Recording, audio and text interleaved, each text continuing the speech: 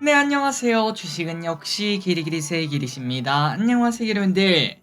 미국 증시도 좋은 흐름을 나타냈고 우리나라 증시도 나쁘지 않은 모습 나타내고 있습니다. 앞으로도 쭉쭉 뜨겁길 바라고, 그리고 어느덧 5월 또 중간 정도가 지나가고 있는데 일단 세린메이라는 단어는 확인할 수가 없네요. 빠르게 오늘의 공부 끝내보도록 하겠습니다. 같이 공부하시죠. 렛츠 기릿! 첫 번째입니다. 어제 공개된 미국의 CPI는 둔화 시그널을 보여주고 역시나 미국 증시는 상승 마감했고요. 우리나라도 그 따뜻함을 이어가는 모습을 나타냈습니다. 그리고 페드와치는 9월 인하 확률을 무려 75%, 거의 사실상 9월에 금리가 인하되는 거 아닌가라는 생각을 해볼 수 있겠네요. 다만 이 와중에 최근에 많이 뜨거웠던 밈 주식은 하루는 쉬어가는 모습을 나타냈고요. 그 대신에 M7 대부분 상승하는 모습, 그리고 엔비디아가 3%나 상승하며 또다시 신고가를 향해 가고 있습니다. 참고로 엔비디아는 오는 22일 다음 주죠. 다음 주에 실적 발표가 있거든요. 워낙 기대감이 큰 종목이다 보니까 벌써부터 주가가 달릴 준비를 하고 있다고 합니다. 과연 실적에서 실망스러운 실적이 나타날지 아니면은 또 서프라이즈를 낼지 기대가 좀 되네요. 그리고 이 와중에 키뱅크의 애널리스트는 지금 엔비디아가 950달러 정도 그 정도 되죠. 그런데 목표가 120달러를 제시하기도 했다고 하니까 과연 엔비디아 어디까지 갈지,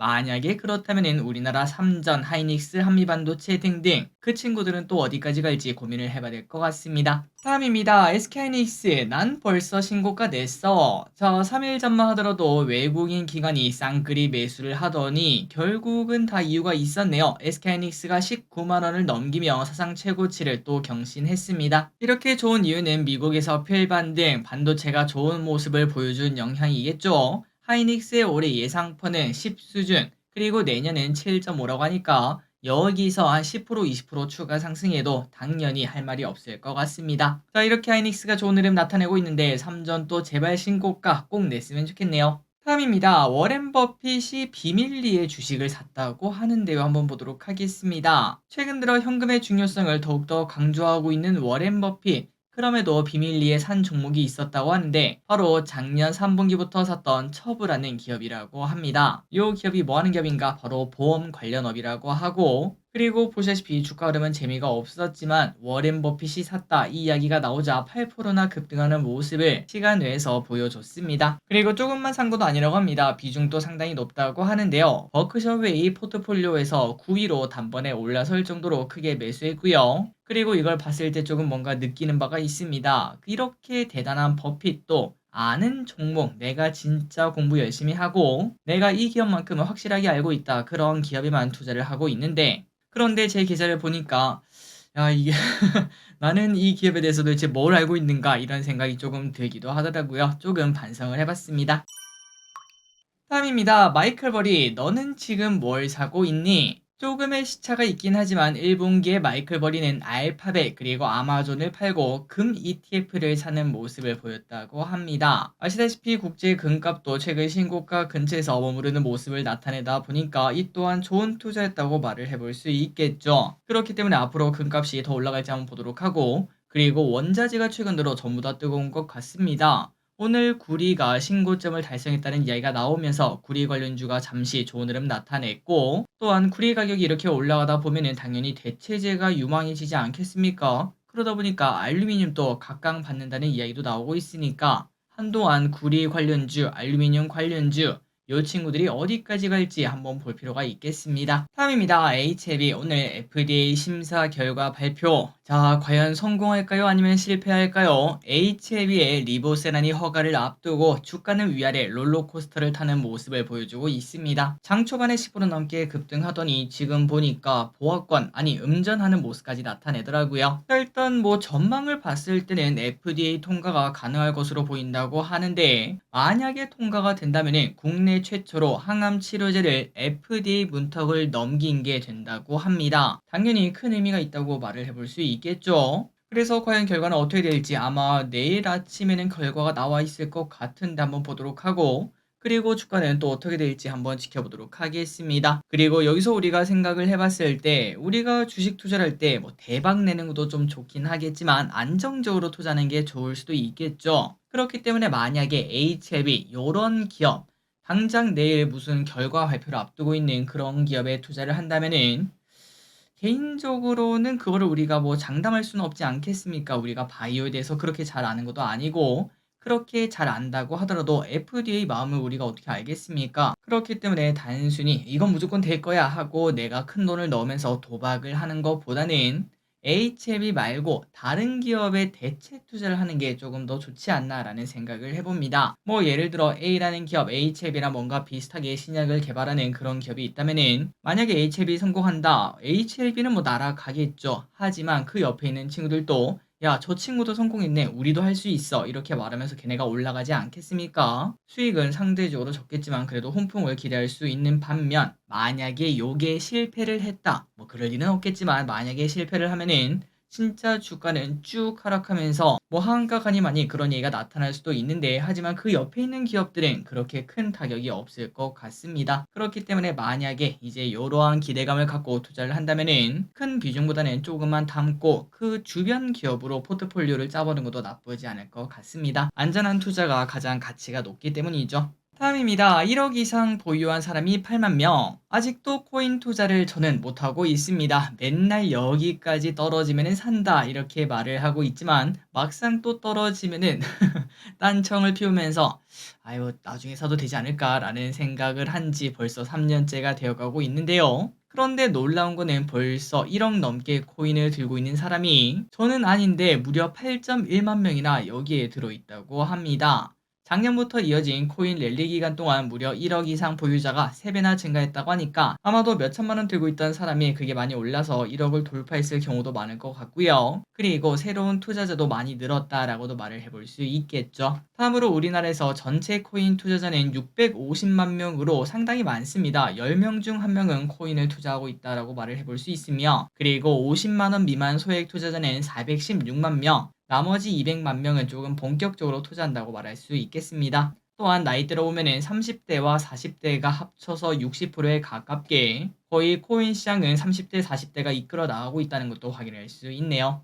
자, 과연 저 기릿은 언제 코인을 사게 될까요? 나중에 비트코인 막 10억 가면은 그때 살지, 나중에 좋은 기회가 있다면은 꼭꼭꼭 코인 시작도 해보도록 하겠습니다. 다음입니다. 증권가에서는 금투세 준비 중. 찬성하시는 분들도 반대하시는 분들도 많으신 금투세. 일단 내년에 시행 가능성이 높다 보니까 증권가에서도 미리 준비하고 있다고 합니다. 어떤 걸 준비하고 있는가? 일단 금융투자 소득, 세액 계산기 등 이러한 프로그램을 벌써 준비하고 있다고 하고요. 그리고 국세청에 들어가도 금투세는 내년 시행이라는 말을 확인할 수 있다고 하네요. 자, 우리가 지난번에 금투세에 대해서는 한번 공부를 해봤고 혹시나 금투세에 대해서 더 알고 싶다 슈카월드에서 이번 주에 다룬 영상이 있습니다. 그거를 참고하시면 될 것 같습니다. 다음입니다. 화승엔터프라이즈 목표가 올라갑니다. 우리가 이번 주말에 공부했던 공모주가 바로 의류 관련 기업인 노브랜드였죠. 거기서 우리가 확인할 수 있었는데 의류 재고가 이미 피크를 찍고 내려와서 지금은 정상화가 된 걸 확인할 수 있었습니다. 그렇다면 노브랜드도 당연히 좋고 다른 의류 관련주도 나쁘지 않겠구나라는 얘기를 해볼 수 있겠죠. 실제로 화승엔터프라이즈라는 기업은 가동률이 98%까지 올라왔고 그래서 대신증권의 목표가 1.4만 원으로 상향, 왼쪽에 보다시피 오늘도 9%나 급등하는 모습을 확인할 수 있습니다. 그리고 화승엔터프라이즈는 아디다스와 이어져 있는데요. 아디다스도 24년 영업이익 가이던스가 상향되고 있는 걸 봤을 때 당연히 화승엔터 실적이 더 좋아질 것 이러한 전망이 있다고 하니까 확인하시기 바래요.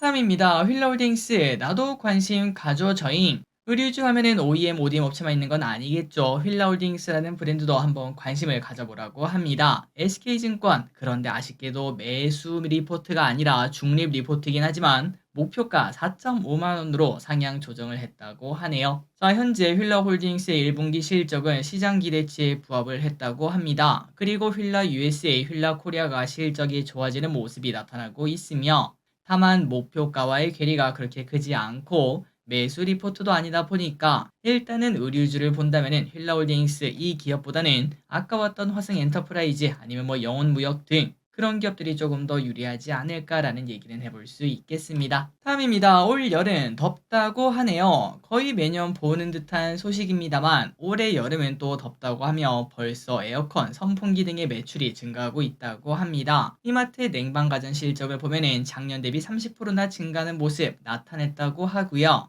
에어컨, 선풍기 둘 다 고르게 상승했다고 하네요. 자, 혹시나 냉방기기가 필요하다면 미리 준비하는 게 좋겠죠. 여름이 많이 덥지 않기를 바랄 뿐입니다. 다음입니다. 하이트진로 여름하면은 맥주긴 한데 얼마 전 냄새 및 품질 문제가 있었던 하이트진로 지금은 뭔가 잠잠해진 모습입니다. 그리고 이 와중에 한국투자증권의 매수 의견과 함께 목표 주가 2.9만원 지금보다 50%더 오를 것 이렇게 얘기를 했습니다. 자, 하이트진로의 1분기 실적은 전망 대비 소폭 서프라이즈를 보여줬다고 하고요. 그리고 비용 절감을 통해 수익성 개선이 나타나는 게 포인트라고 하네요. 그리고 여름이 만약에 덥다면은 날씨는 우호적이라고 말할 수 있겠죠. 맥주 한 잔은 더 마실 것 같습니다. 과연 하이트진로는 시원한 주가를 보여줄 수 있을지 다만 이거는 또 참고하시면 될 것 같아요. 대신증권 방금 전에 봤던 한국투자증권은 매수와 2.9만원 제시했지만 대신증권은 목표 주가를 2.8만원으로 3만원에서 2.8로 하향하는 모습을 나타냈으니 여기에 의견은 조금 부정적이라고도 해석을 해볼 수 있겠죠. 양쪽 다 의견을 확인해 보시기 바랍니다. 다음입니다. 결국 우상향하는 것은 부동산 아닐까? 주식처럼 부동산도 참 유망한 투자처이긴 합니다. 실제로 주변 부자를 보면은 주식 부자는 1%, 부동산 부자는 99%라고 하죠. 그리고 개인적으로 저기서는 장기 투자의 힘이 그거다라고 생각하고 있습니다. 주식은 물리면은 그냥 바로 매도하는 게 우리 습관이지만 하지만 부동산은 우리가 물렸다고 매도하지는 않죠. 그래서 부동산 통계를 한번 보자면 수도권 아파트 가격이 최근 25년간 6.7%씩 상승했고요. 이 정도면 금리 4에서 5% 주고 집을 사도 남을 정도다라고 얘기를 해볼 수 있겠습니다. 물론 세금이 들어가면 얘기는 좀 달라질 수 있습니다. 그리고 최근 25년 중 18년 동안은 상승하는 모습을 나타냈습니다. 대부분은 아파트 가격이 올랐다는 거겠죠. 그리고 18년 중에 6년은 두 자릿수 상승을 보여주는 기염을 토하기도 했다고 합니다. 25년 중에 6년이면 그렇게 적은 숫자는 아닌 것 같습니다. 거의 뭐 5년에 한 번꼴로 두 자릿수 상승이 나타났다는 건데 그렇기 때문에 이제 부동산이 좀 하락한 지 1년, 2년째 되어 가고 있지 않겠습니까? 그런데 과거 데이터를 보면은 하락세는 한 1년에서 4년, 그 다음에 오른쪽으로 기어가는 게 한 2년에서 3년 이런 식으로 나타났다고 하니까 향후 한 10년 정도를 봤을 때는 지금은 매수기에 가까울 수 있겠다라는 얘기를 해볼 수 있습니다. 금리가 조금만 싸지면은 아마도 전부 다 똑같이 생각할 테니까 그때 매수가 몰리며 부동산 가격은 또다시 올라갈 수 있어 보입니다. 다음입니다. 파이넴텍 폴더블 최대 수혜주. 파이넴텍은 폴더블의 핵심이라고 할 수 있는 내장 힌지를 만드는 기업입니다. 내장 힌지 기술력에서는 1위라고 할 수 있는데요. 기술력이 독보적이다 보니 폴더블 기기가 각광받을수록 그 수혜가 예상된다고 합니다. 애플에서도 폴더블 기대감이 솔솔 나오고 있는 거 알고 계시죠? 북미 고객사의 폴더블 기기 출시는 향후 상당한 파급 효과를 가질 수 있고 그런 얘기가 나타나자 파이넴텍 최근 차트가 기가 막힙니다. 한양증권에서 관련 리포트를 냈으니까 한번 관심있게 보시면 될 것 같고 거토양 이후 쭉쭉쭉 올라가고 있는데 어디까지 올라갈지 한번 보도록 하겠습니다.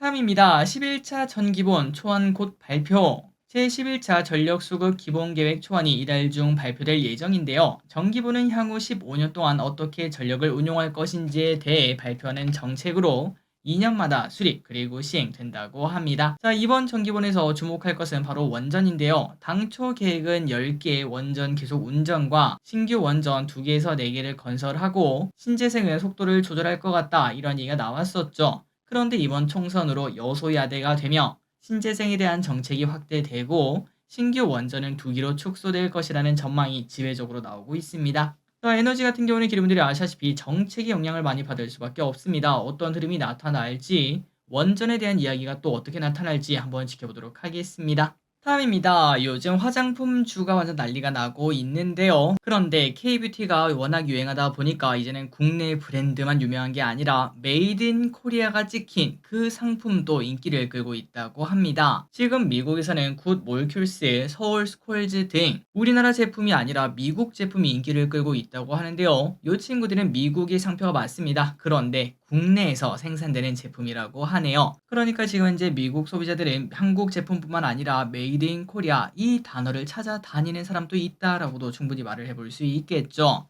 그렇기 때문에 우리나라 OEM, ODM 업체들도 충분히 주목할 만할 듯합니다. 그리고 서구권에서는 한국식 스킨케어들도 관심을 받고 있다고 합니다. 세럼 등 고기능 스킨케어 제품들이 인기를 끌고 있다고 하니까 화장품의 질주가 제2의 전성기가 미국을 통해서 나타날지 보도록 하겠습니다. 다음입니다. 자율주행, 바이두, 테슬라 FSD 협력 가능성. 지난번에 나왔던 이야기지만 분위기는 이어지고 있습니다. 바이두가 테슬라의 로보택시와 함께 협업할 수 있다는 이야기가 다른 곳에서 나온 게 아니라 바이두 회사의 자율주행 기술 총괄자에게서도 나왔다고 하네요. 자, 참고로 바이두는 이미 아플로고라는 걸 운영하고 있습니다. 그래서 충분한 협력 가능성이 있고 만약에 잘 된다면은 자사 무인 택시에 FSD를 사용하는 그러한 결과값도 나올 수 있다고 합니다. 참고로 테슬라는 8월 8일 로보택시 공개를 앞두고 있는데 자율주행 관련주는 자율주행을 시작할 수 있을지 일단은 기대감만 있는 모습을 나타내고 있습니다. 마지막입니다. 오징어도 비싸. 요즘 해물파전을 시키면은 해물 중에서 오징어는 거의 찾아볼 수가 없고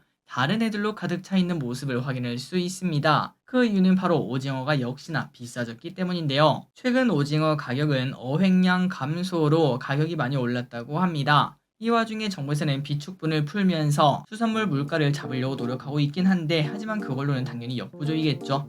또한 일본 후쿠시마 원전 오염수 방류 소식도 나오면서 오늘 수산물 관련주가 잠시 급등하는 모습을 나타냈습니다. 오늘의 공부 여기까지 끝났습니다. 항상 이렇게 같이 공부해서 진심으로 감사합니다. 지금까지 길이셨습니다.